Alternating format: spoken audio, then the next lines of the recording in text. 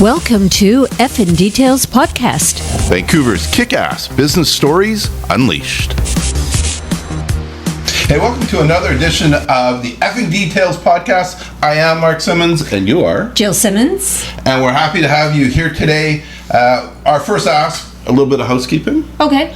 Is please subscribe to our YouTube channel.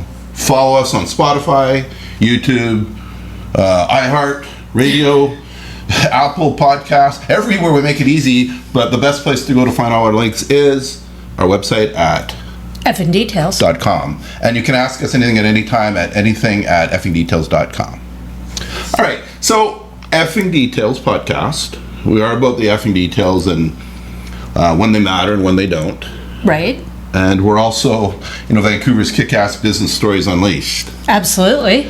And speaking of kick-ass stories unleashed, we have a special guest with us today. Yay! With a kick-ass story of their life. We're happy to have with us Rhiannon Foster. Thank you so much. I'm so excited to be here on the Effing Details. Welcome to the big show. Yeah. You're probably asking, how did I get here? Well, I drove, and that was the easy part, but... Yeah, you fought the Oakridge traffic to get here. Yeah. So... because we focus on business owners and their amazing stories, and we know you well. Yep. I've known you for a long time, and you are, in every sense of the word, empowered, kick-ass, and all those other things when it comes to business and other things. Thank you. I'm blushing a little. But I have a quick story about when we first met.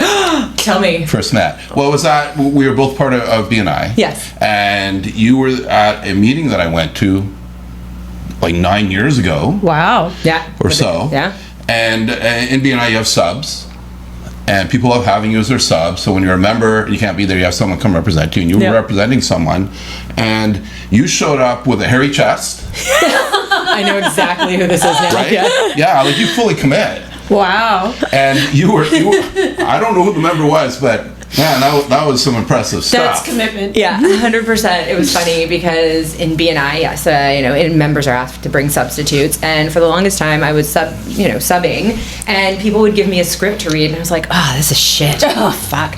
I hate reading this stuff for these people. So I started writing my own, and so it was a little bit more fun. And then I started roasting people, which was even better. So I would come wearing wigs, and I would come just, I love a little bit throwing them under the bus, but people were terrified and just desperate to have me sub for them because it was such a joy, and they were getting filmed and passed around. It was hilarious.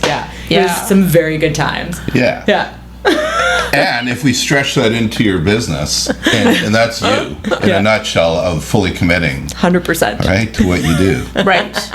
So we'd love to hear more about let's go back in time. Jill loves questions.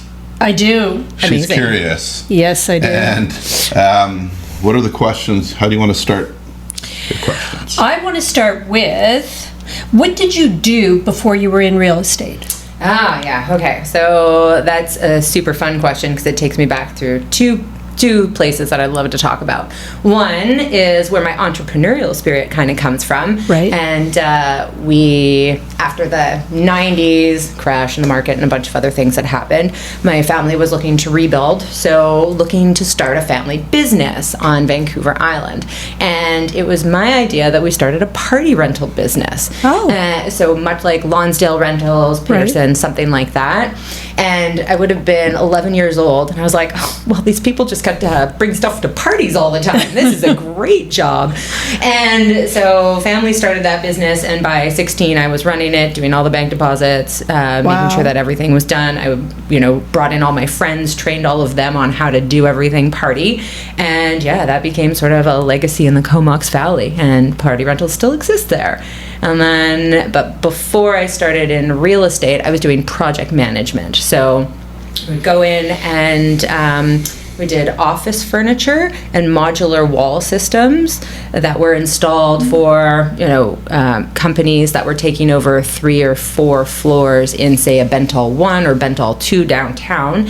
And we'd go in and do all that. I was delivering budgets on time, and they were multi-million-dollar projects. Wow. And very, very demanding. And the company grew a little bit too big for its britches. And it was challenging for me to keep up. And I kept saying, I can't take on any more clients. I can't do anything else.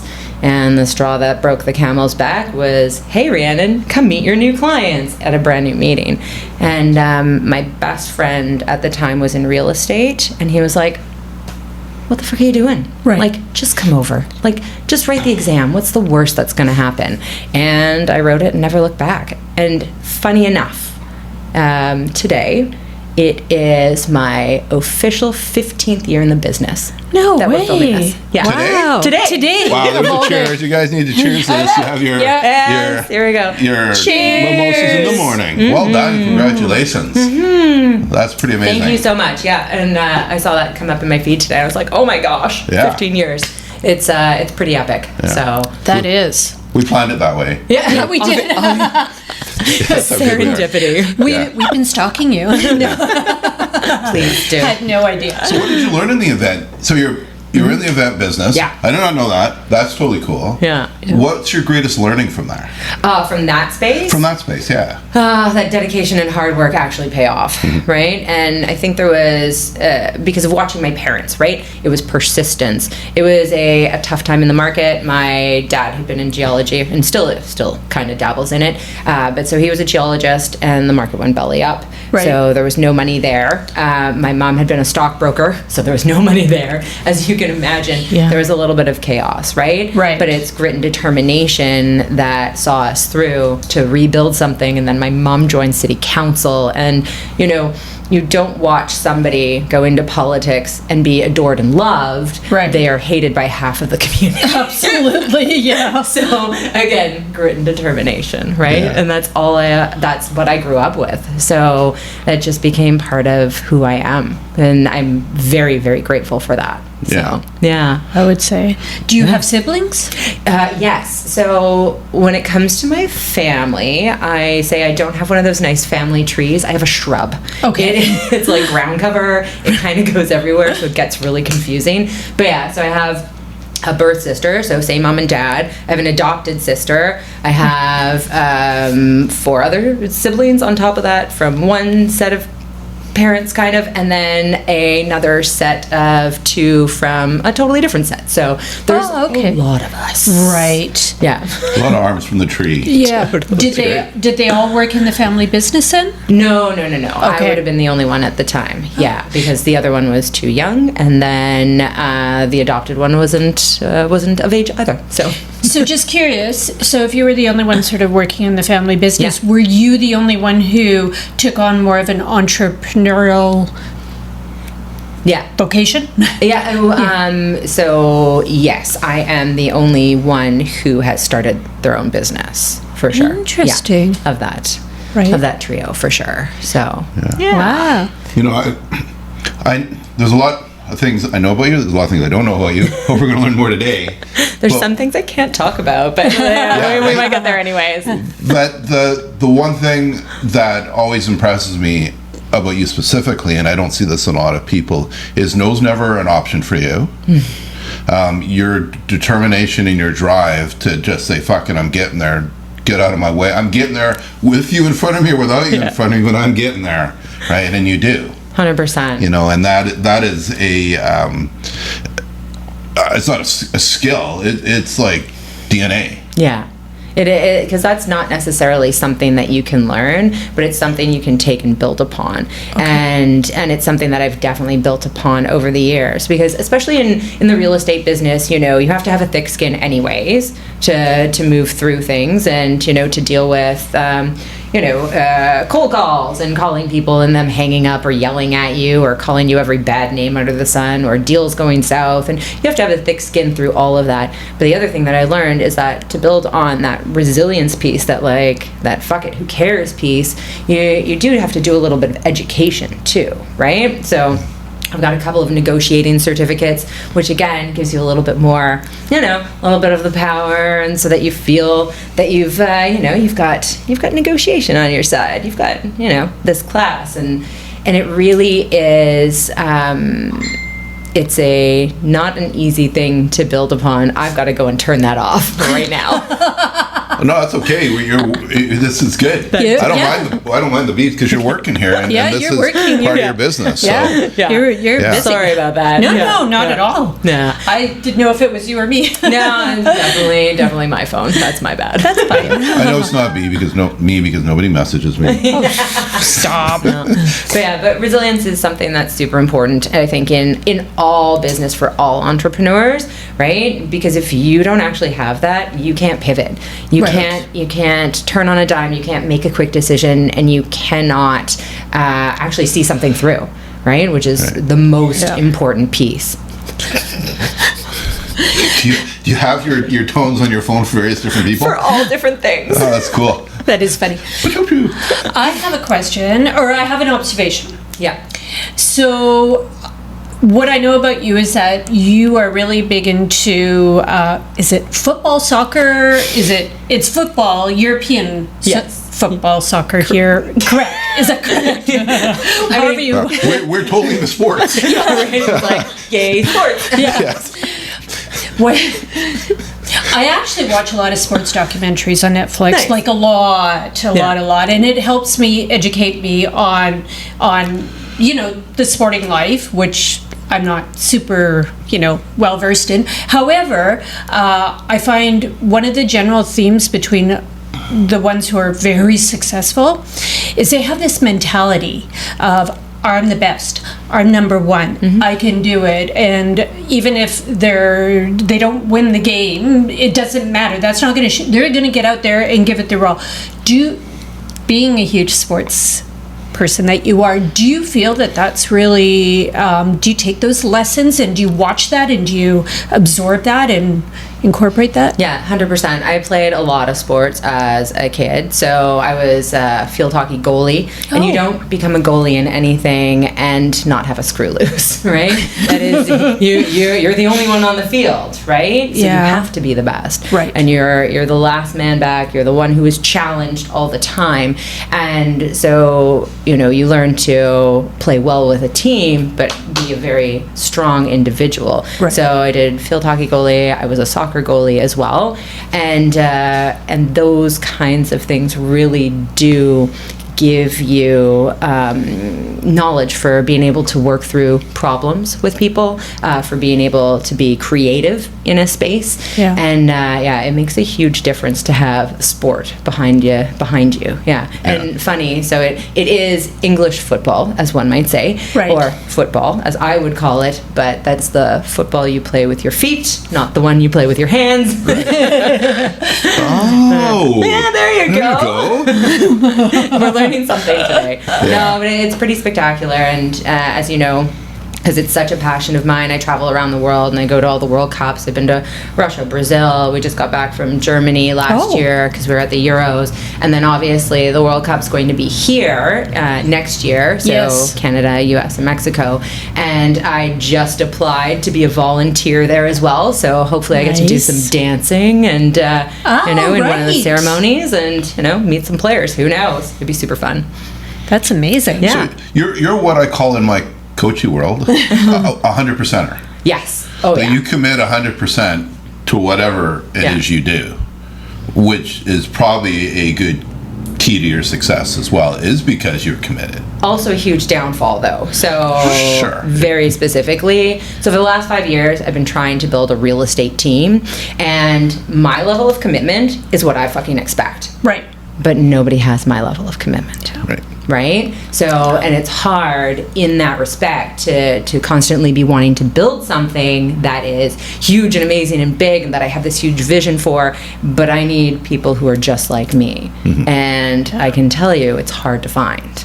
Right? And I don't expect, another one of me. That would just be crazy for everyone. That'd be a fun office. It's like too much. Even Ken would say, my partner would say, like, no, that's too many Rhiannons. Right. Yeah. One is enough. But it's challenging, right? Because of my expectation. Right. So, yeah. Yeah.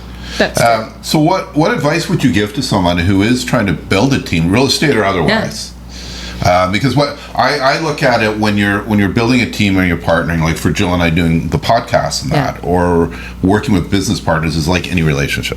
It's personal and business. Same rules and everything apply. Yeah. And everybody's in love until they're not in love anymore. And then their honeymoon period's over. Yeah. Right. And it happens in business too. Totally. Yeah. And so what are some advice from you, some things you would look for, characteristics, like early on when someone's considering building a team, building a business partnership, something like that? Yeah.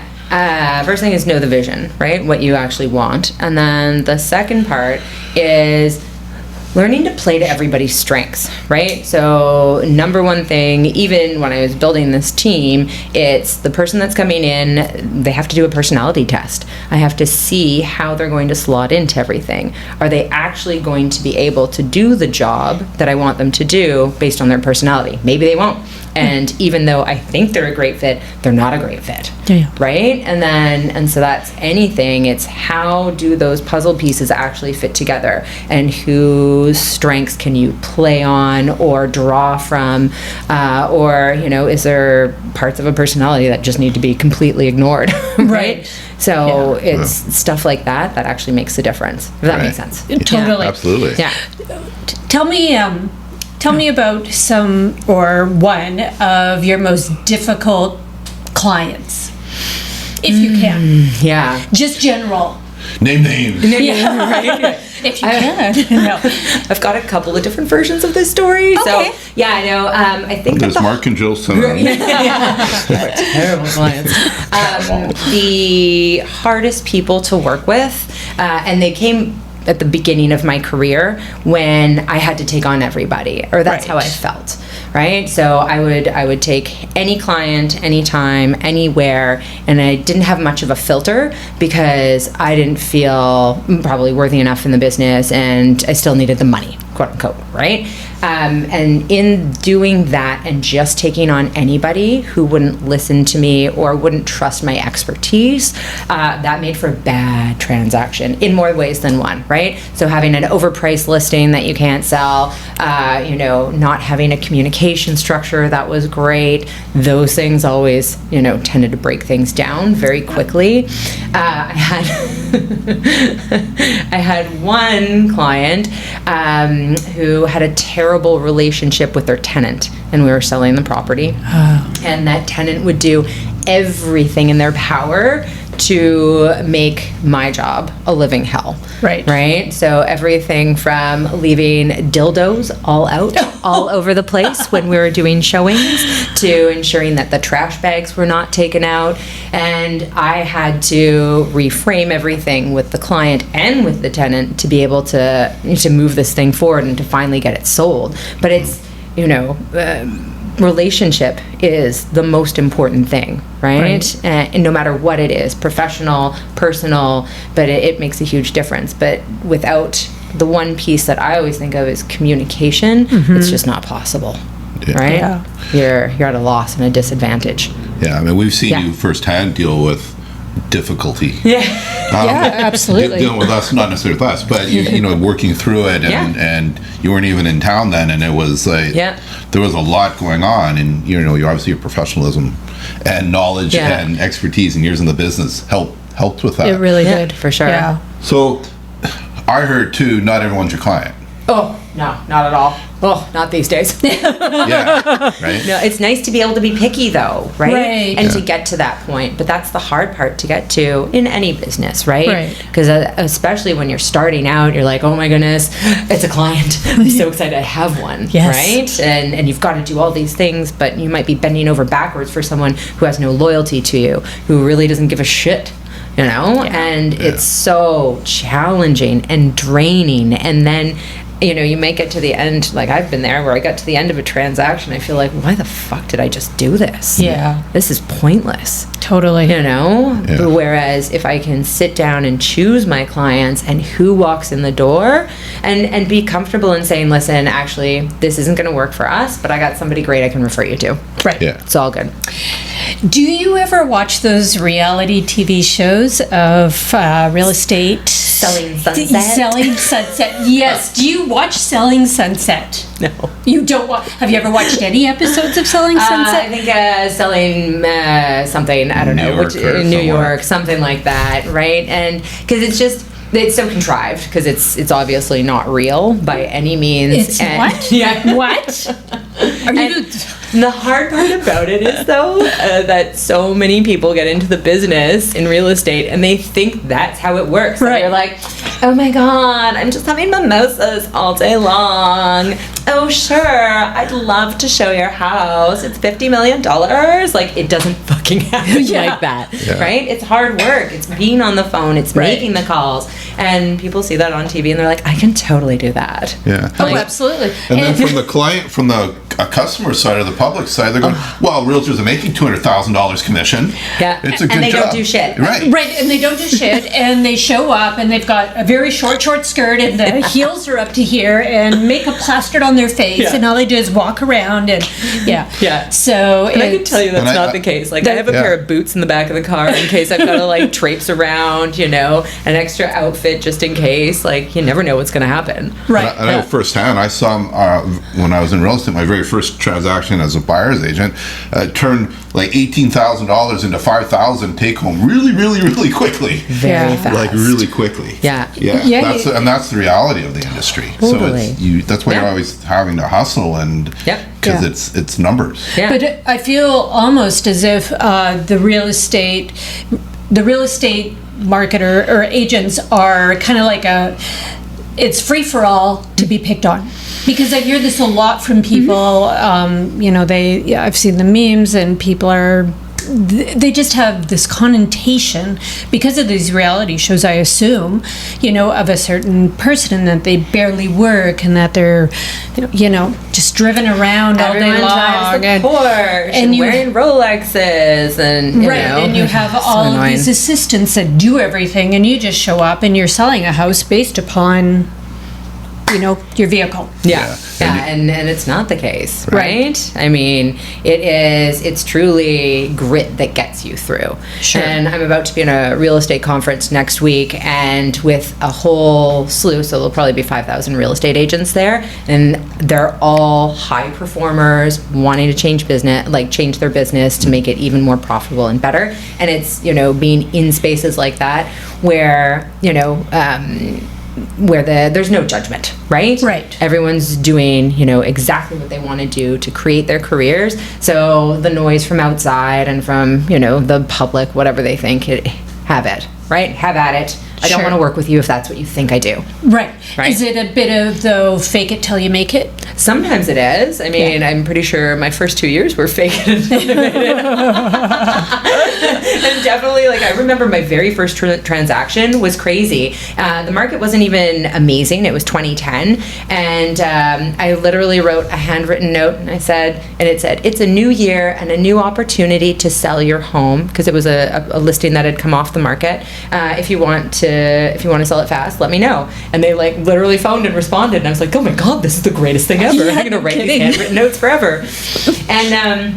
And we put the place on the market, and lo and behold, I had multiple offers. I had no fucking clue what I was doing. I was like, oh, this is amazing and scary all at the same time. Right. And I remember sitting down, you know, because it was back in the day before we did, you know, documents being signed online. So we had to sit in front of the people and, you know, and do signing like right in front and handwrite things into the contract. And it was nerve-wracking for me because I didn't know what I was doing, and I had to make sure everything was done perfectly. Wow. But I was like in front of the clients and their parents, and everybody was in the room celebrating that they had got these multiple offers. It was craziness. It was so bizarre. Yeah. Wow. Yeah.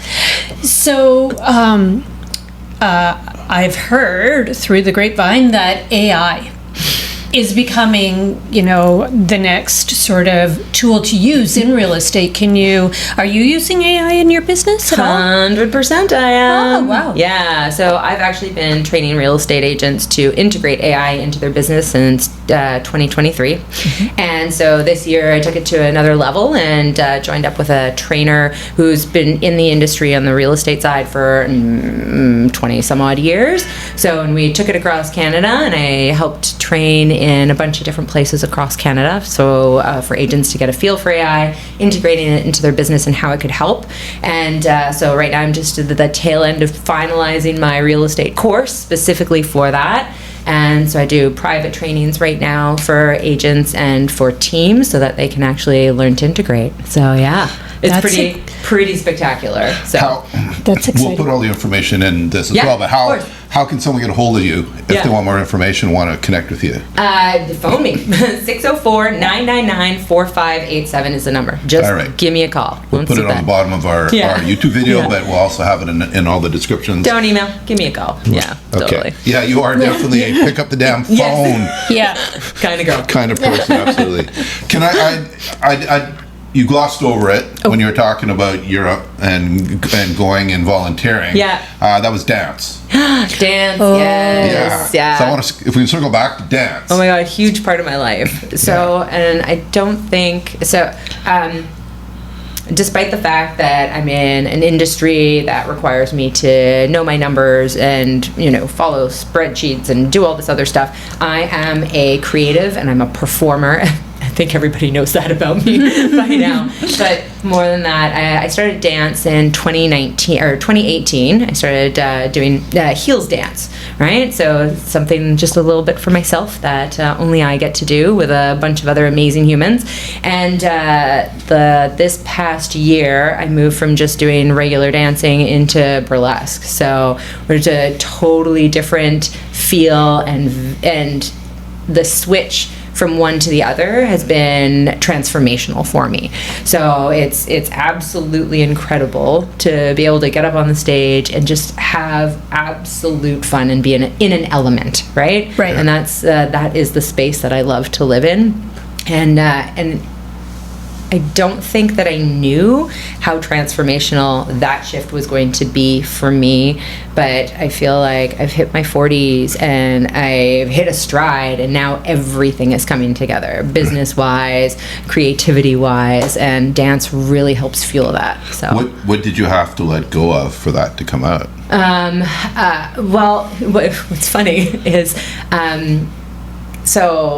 this might explain it the best. I remember taking my very first dance class, and they ask you to look at yourself in the mirror, right? So that you're watching your movement and everything else. Yeah. I couldn't. I could not watch myself. I was like, this is the most terrifying thing ever in my entire life, was just watching me. Yeah. That's a really sad thing when I stop and I think about that. And now, just that shift from, there was this piece of me that just wasn't comfortable with myself. And now, totally different, right? Because I can see myself, and I see the joy, and I see the passion. And, of course, who wouldn't want to watch me dance? I want to watch you dance, right? Like, it's a shift that way. Yeah. Right. Yeah. Absolutely. I actually know exactly what you're talking about, because I remember when Mark and I got married and it was our wedding video, I could not watch it. I could not watch. I hated seeing myself. And, through the years, after doing so much on Instagram with fashion and the podcast and everything else, and I'm forced to watch myself.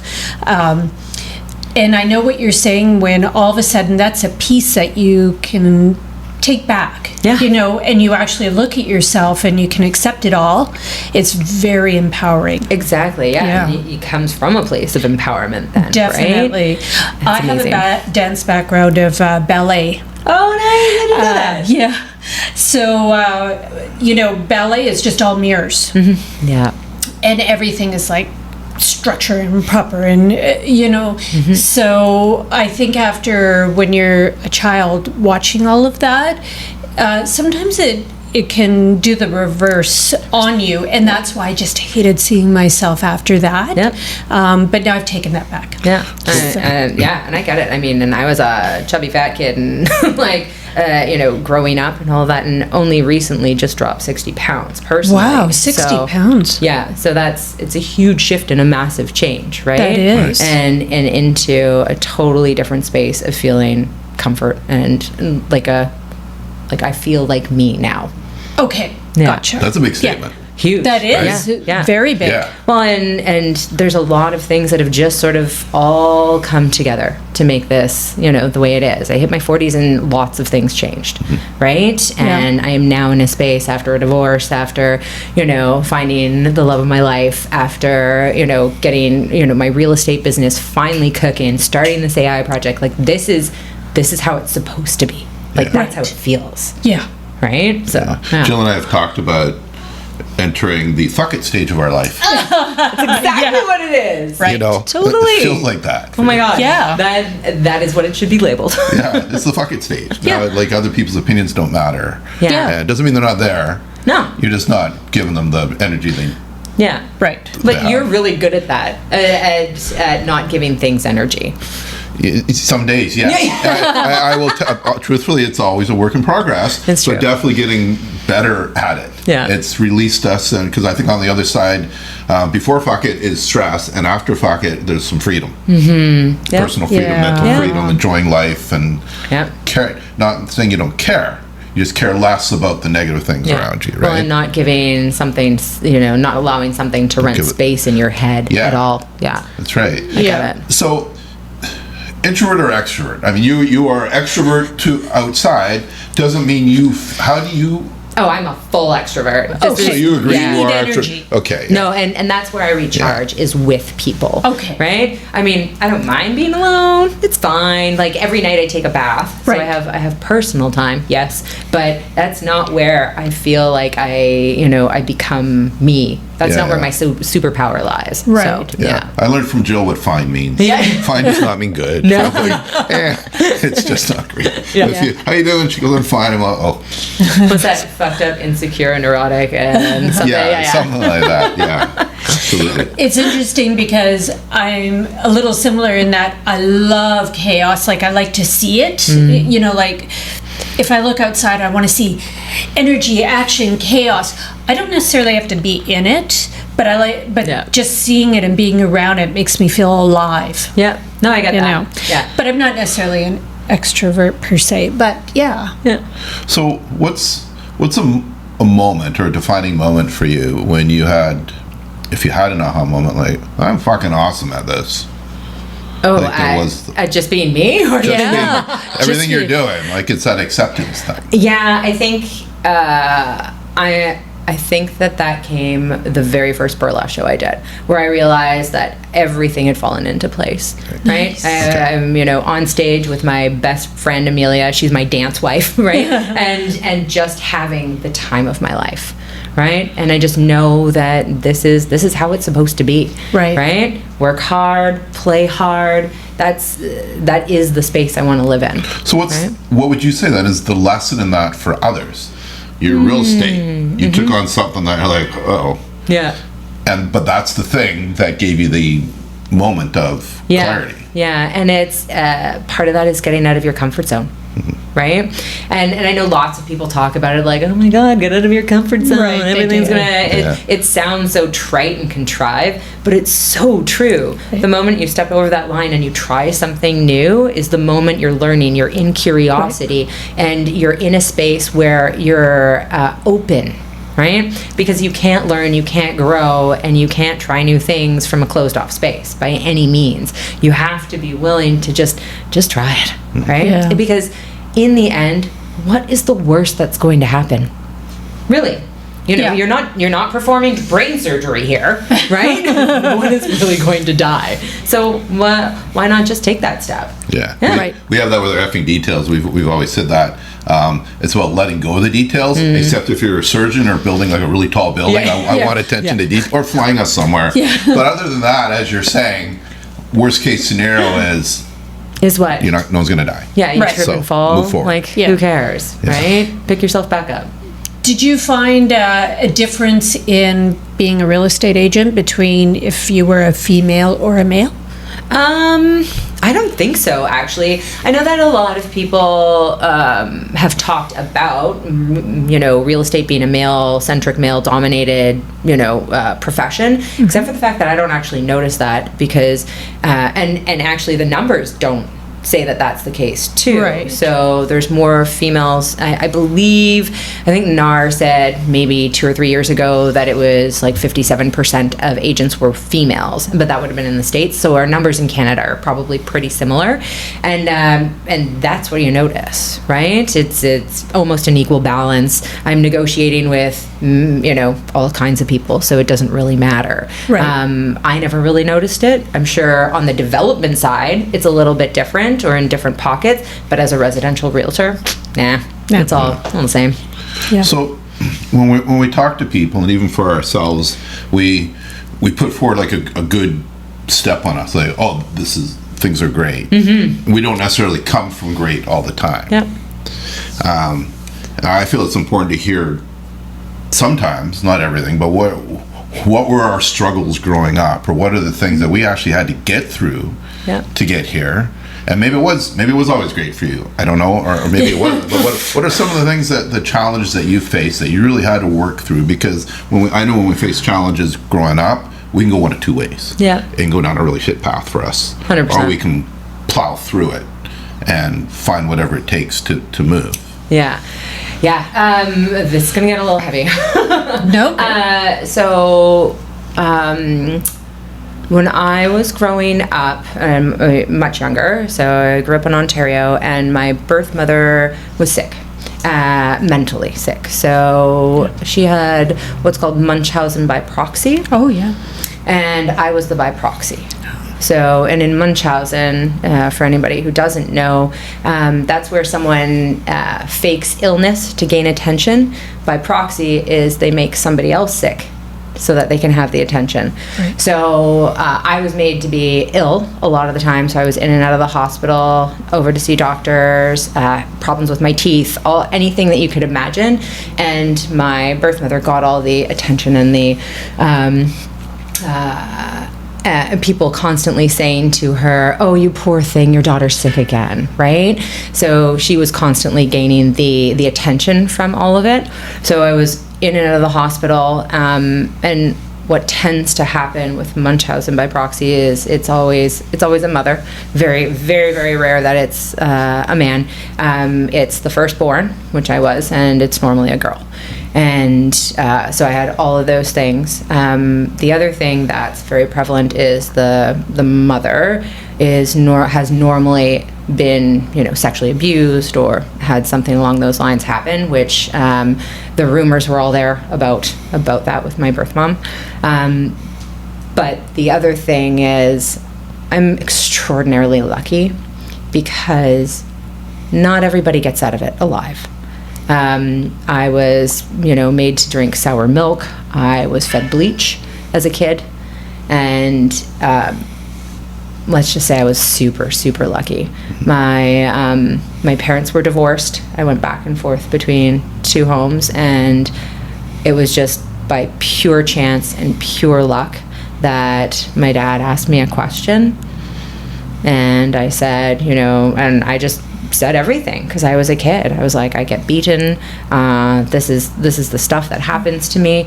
And the next thing I knew, my dad and my stepmom were fighting for me to have my own lawyer and fighting for me to move out to British Columbia. Wow. And I've done a couple of pretty deep talks about that experience because it was life-changing.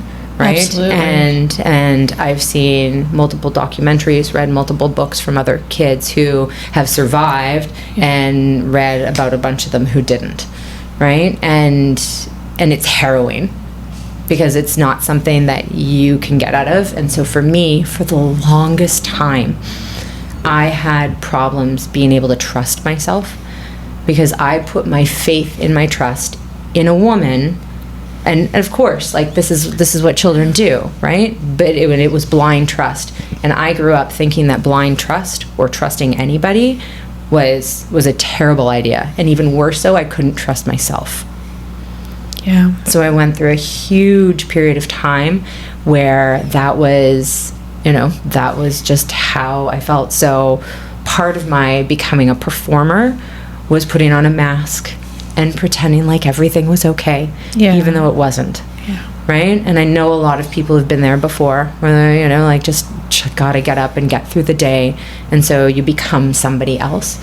But in doing that, those little tiny pieces inside you that are real start to die. And I was just really lucky that I got through that and had great mentors and had great people supporting me, and that if I hadn't have learned how to trust myself and coming out of that, things would be very different. I wouldn't be sitting here with you right now. Yeah. So. Yeah. How old were you when you probably realized? Or when I realized something was wrong, I would have been 6.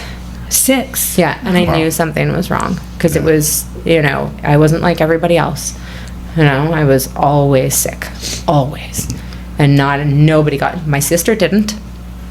You know, and did you know why? No.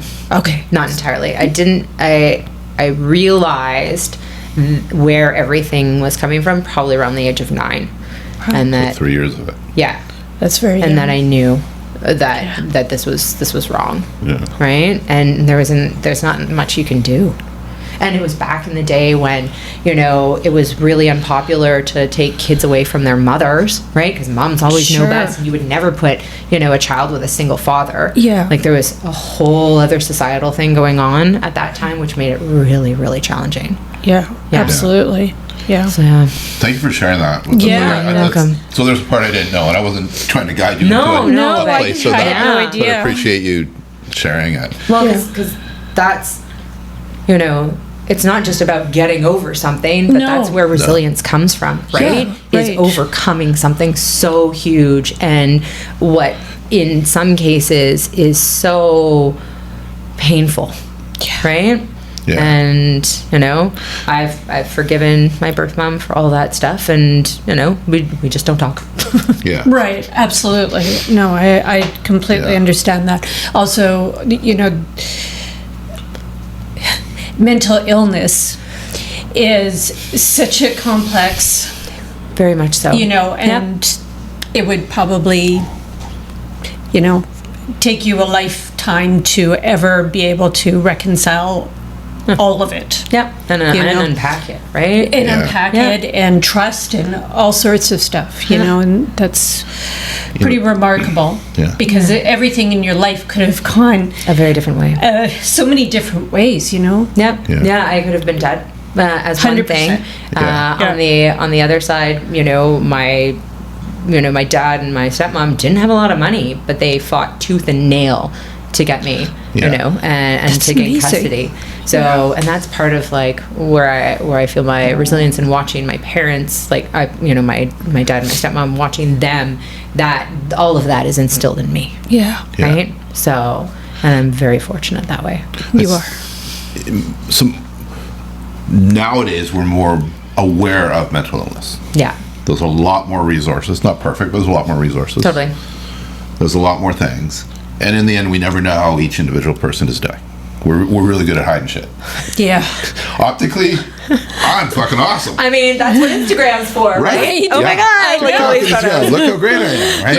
And that's what people. Oh, look how great they're doing, even in business. Look how great they're doing. You know, you look back and they've been working 6 years and went through a bankruptcy and all this thing. Like, you don't know the whole stories of people. Exactly.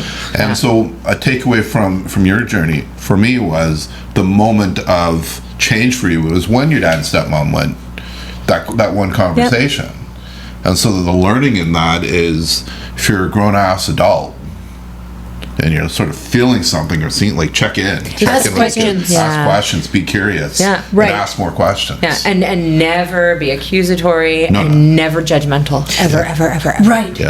That's so important. And you're right, like in a lot of cases we've come a long way for mental health, but it's still not prevalent in everyday conversation, even just checking in, right? And I'm sure that, you know, with the other men in your life, it's not normally something you're like, hey, how's your mental health today? Right? You know what I mean? Like it's not, even though it's getting better. Yes, and that one, because I did have a friend from high school I reconnected with, and it was, we did sort of have you know, conversations about it, but absolutely it is not a normal, it's not a normal thing. It's how are you? Good. You? Great. It's good. I won't bore you with the details. It's great. Yeah, in that beautiful high-pitched voice. It's great. Yeah. Everything's great. Yeah. So appreciate you sharing the story with us. Right. And everybody listening, because it's a powerful story.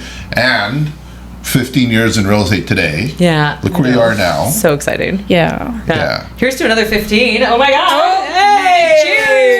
Cheers! Cheers. And here's to another 30. Woohoo! Yeah. Let's keep this going.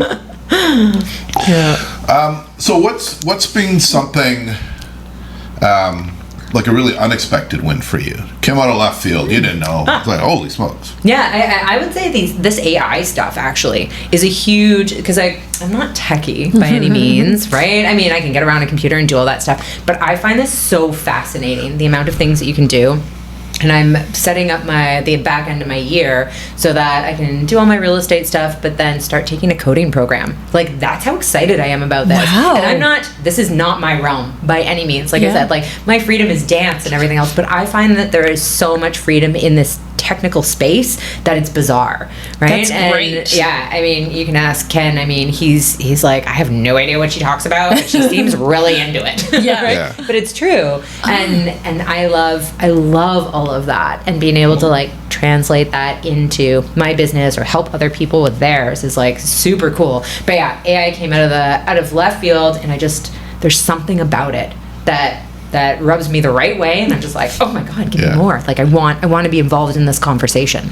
Yeah. And I see you as so there's fly by the seat of your pants, and then there's systems. And I think you're a really solid systems person. Yeah, 100%. Right, I've worked a little bit with you, and I've seen the systems you put in place, and you follow the systems, and you lay it out from beginning to end, and you have the goals and that. Yeah. Not every person in business has that. Do you think that could be a missing piece for a lot of people in business? Oh, 100%. I mean, especially you just take the real estate industry as like the number one example. They give you a license and they say, go sell a house. But they don't teach you anything about business whatsoever. Yeah. They don't teach you, anything. You don't learn about P&L.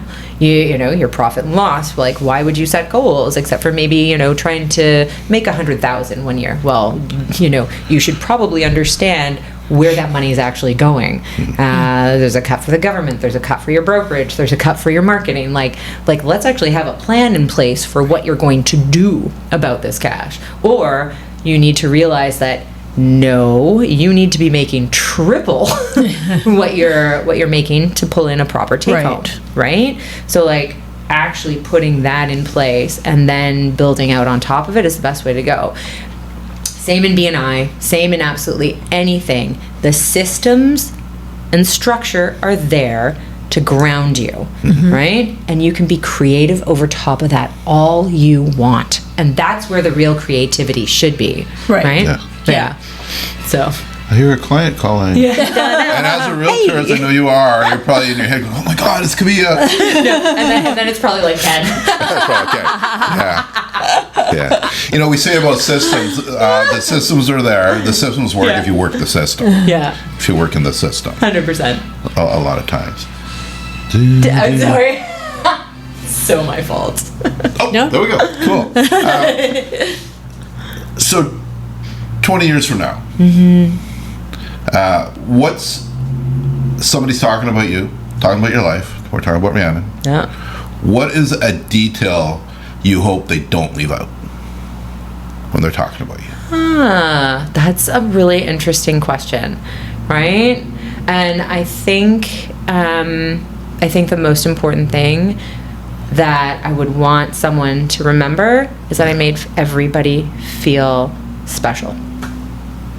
Right. Yeah, 100%. Right? Walk into a room, and that's just being cognizant and being aware of other people, right? Yeah. And giving them,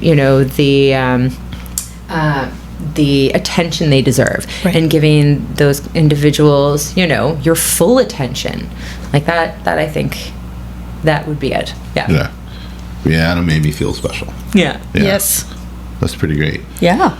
So, can we flip into a fun game? Let's do it. I love fun games. We are going to flip into, or go into rapid fire. Okay. We got some rapid fire questions for you. All right. But this I'm is where excited. Effing Details comes into play. Fuck the details. When we go to the details, we don't care about One the word? why. 2 words? Whatever. Whatever it Yeah, is. just whatever it Don't is. overthink it. Verbal and diarrhea. I love it. There we go. Okay. If you had a theme song that played every time you walked into a room, what would it be?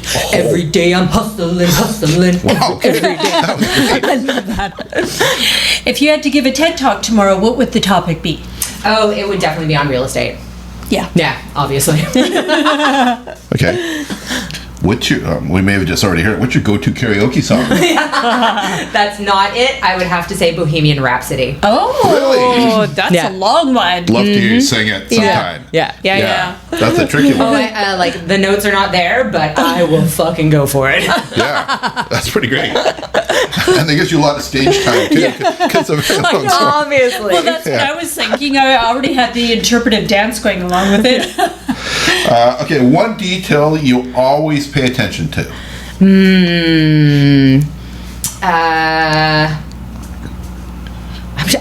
That's a great question, and Yeah. I don't know, because is it in business, is it wherever? But I definitely try and pay attention to what somebody's name is.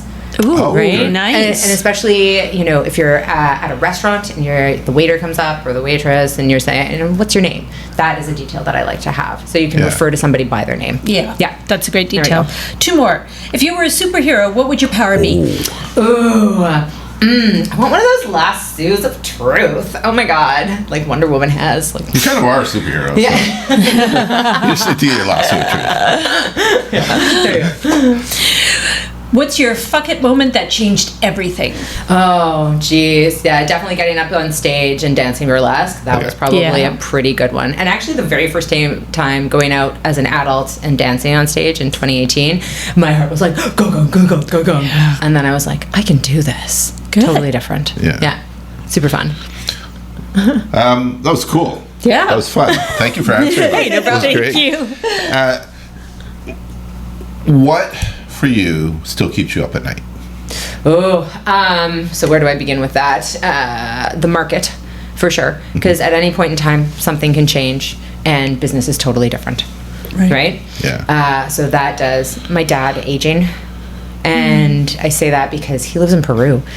He's a far way off, and he had a health scare this year. And I was waiting just to get on the plane. Right? I wasn't sure what was going to happen, and I don't know what happens in that scenario. Yeah. Right? And those are two things that for sure. And he's still, young and spry, but let's be honest, he's getting up there, and we're at that age now where these kinds of things happen. Yeah. Right? Yeah. And that worries me a bit. So that's why I like to leave my ringer on at night, much to Ken's chagrin. Right. Yeah, Jill has done that before for a few reasons. And I'm Yeah. like, oh my god. Because 99% of the time it's notifications. I know. Yeah. You I got get it, another but follower. you have to. You got another follower. Another like. Ding, ding. But you have But you to have to. some But days. you have to. Yeah. Absolutely. Yeah. So, Great. yeah. You have a question? No. What is your, and we'll get close to the end, what is your number one key to success then? My number one key to success, just fucking do it. Yeah. Just fucking Right? do it. And I know it's very Nike of me, but except for the fucking is a little bit different. But That's what they meant, though. Yeah, right. No, it is. But it really is the most important thing. Just do it. Just do right? That's how you start anything. You eat the elephant one bite at a time, but you got to start, right? You just got to do. Yeah. And because action is the only place that things happen. Right. In action, nothing happens. Absolutely. Yeah. Yeah. Take action. Just fucking do it. Yeah. Don't apologize. Get it done. Oh. Yeah. And you will love yourself for it, Yeah. right? Right. Because the next thing you know, you're doing more things, or your business is growing, or you're putting effort into things you love. Like, who doesn't want to do that, Yeah. right? Yeah. So taking risks and chance. Yeah. Well, congratulations on Thank you. 15 years. Yes. Congratulations so on good. coming into your fucking stage. Yay! And so last question for you is, what do the next 5 years look like for you? Definitely building out the business, this AI thing, 100%, because I want that rocking so that it kind of runs on its own. The bonus about AI is that, you know, it's sort of set it once and it's done and it kind of updates on its own. Right. Bonus. So that's one piece. And then I would say, you know, I do want to be able to do a little bit more travel. Like I'm working some pretty hard hours, but that's also, you know, party hard and all that kind of stuff. And I take time off for World Cups, but I'd like to do a little bit more of that, right? Yeah. And especially, you know, a couple of trips with Dad now that he's getting older. I want to be able to have those memories too. Yeah. That's nice. Yeah. Well, we really appreciate being here. So your name is Rhiannon Foster. Yes. With Opportunity Homes Collective. Correct. Century 21 in town realty. You got it. In downtown Vancouver. Yeah. Email address. I know you love phone. What's your email address? Yeah, so if you want the special one, it's just Rhiannon at RhiannonFoster.com. So RHIANNON at RHIANNONFOSTER.com. .com. Well, that's a radio voice. .com. I had to throw it in there. And you all listening now have the special red phone number. Yeah, there it is. exactly. And your phone number? Yeah, 604-999-4587. Awesome. Great. Yeah. So if you want to connect with Rhiannon, definitely reach out, talk about AI, talk about real estate, talk about how to be a kick-ass business person in Vancouver. Yeah. You want to learn to dance? Anything. Yeah. Yeah. Because I'm happy to do it. the other thing I know about you is you love to help people. I do. Yes. You really do. Like it's in your heart. I see you do it. thank You did it the you. other day. I saw a post about you helping people. It's what you do. And so to your goal of 20 years, like you really made an impact on people. That's what you want to say. So you're well on your way. Thank you. So thank you for being here. Well, Thank you so much. No, and thank you for this opportunity. Yeah. It was great to spend time with you both and to too. be able to share a little bit of me with everyone. So I learned a lot. Good. As did I. So for our listeners, once again, please, we're never afraid of begging. Subscribe to our YouTube channel. We even did a video as begging. Subscribe to YouTube, our Spotify, our Apple Podcasts, and listen to the podcast. You can find everything at effingdetails.com. We have swag too that you can find on our site. We have the Fuck the Details caps, and we have mugs and stickers, and we have a gift pack for you, Rhiannon, which we'll give you when we're done. amazing. And thank you for listening. Thank you. Thank you.